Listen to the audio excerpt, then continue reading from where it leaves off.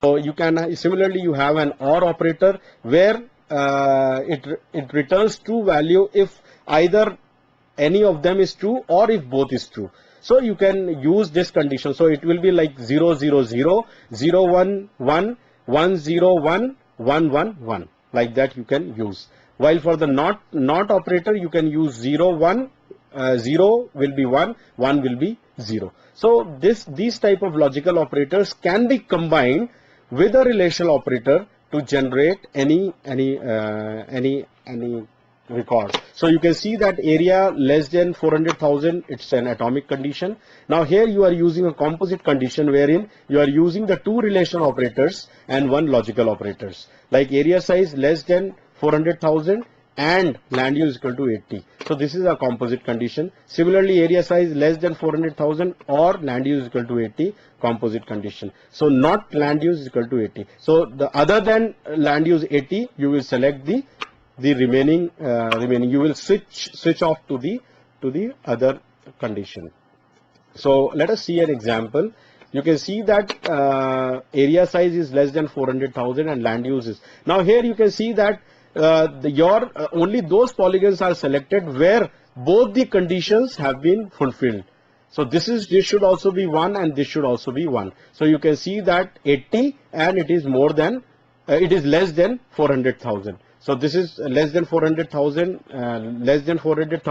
but there are some polygons where one of the condition is true. Like this is true, but this is not true. So that's why this particular row has not been selected. So similarly, you have another thing where area is less than 400,000 and land use is equal to 80. So by this way, you have narrowed down your search. Now in my earlier slide, we have selected many polygons with area less than 400,000. But here we have restricted our search by imposing another condition based on the operator, that is land use equal to 80.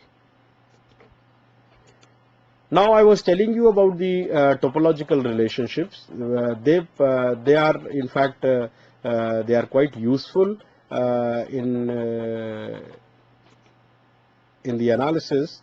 So you can see there are certain 8 relationships, but there are some more in some of the commercial softwares. But I think there are very few topological relationships for selection is available in Quantum GIS. So here you can see that you can apply a certain condition, like some of the polygons you have already selected a particular polygon.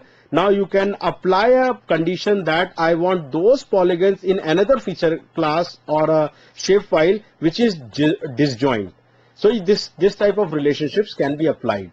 Now you can also apply, I want those polygons. You can apply a where condition like this is equal to this, and then you tell that I want those polygons which are meeting to this particular polygon. Similarly, equal, inside, covered by, contains, covers, and overlap. So you can use this different topological relationship for the selection. So there are certain examples by which you will understand how we can use a topological relation. So they are called as selection by location.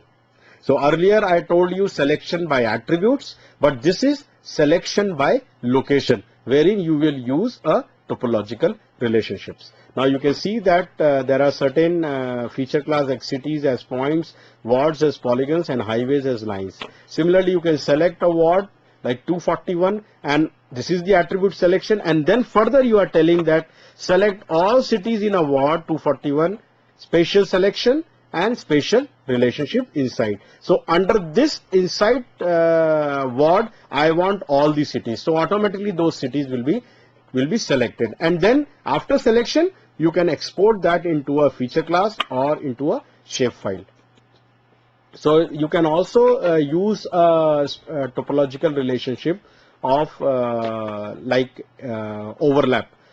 So here the condition is select the highways that run partly through the state. First select the state, then select all the highways that intersect the selected state. So I will only select those highways which are intersecting. So you remember that there was one relationship on intersection. So I've used this relationship in order to select the roads which are intersecting to this particular state. So this is also one of the condition which is, I think this is available in quantum GIS. So only one condition is there, but I don't know, there are more conditions are, I don't think it is available.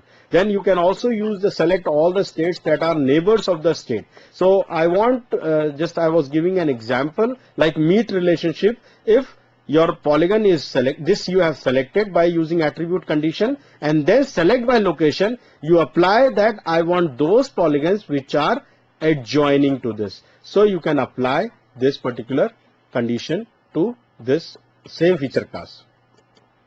So you can also select all cities within a distance of 100 miles of Atlanta. So you can automatically select the cities which is at a distance of 100 miles. So you just make a buffer around it, and automatically those cities will be selected.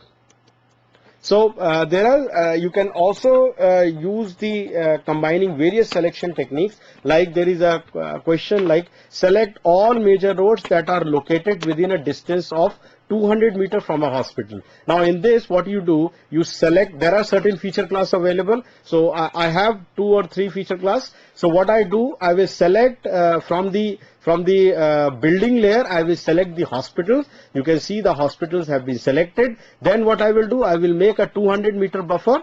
After that, I will within this roads, I will select only those roads which are located within this buffer. So automatically I have narrowed down my search. So whenever you have a query like this, try to make a process model, try to make a model, and then try to achieve a solution to it. So you can see that select all major roads that are located within a distance of 200 meters from hospital. So what I did the attribute selection by selecting hospital. Then I did buffering and topological relationship, and then ultimately I have selected those roads which are inside that particular distance. So it is very simple to use these tools, and the only thing is you have to understand the problem in a logical manner. That is the most important thing which you should take care before addressing any problem. Then comes the reclassification, which anyway is common not only in in vector but also in raster.